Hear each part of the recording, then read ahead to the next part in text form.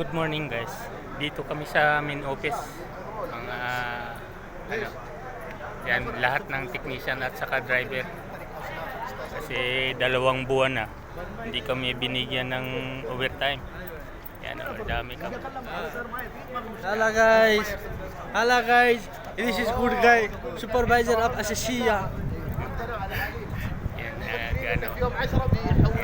Sup, Samuel, supervisor. Ano kami, yung ano namin yung sistema ng overtime. Walang overtime hanggang ngayon eh. Kaya inano namin. Kumbaga nireklamo namin kung ano ba, may overtime ba o wala kasi daming mga customer kami bawat isang sasakyan. Yan ang daming na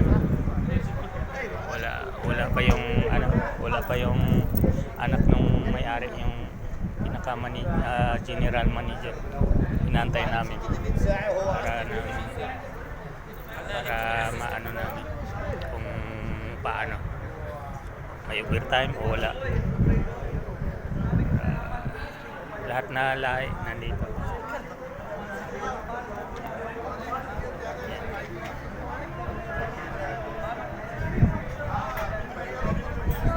Dito kami lahat para malaman kung may overtime o wala kasi naghirap kami ng gusto o hindi man lang binigay overtime namin, kaya reklamo namin.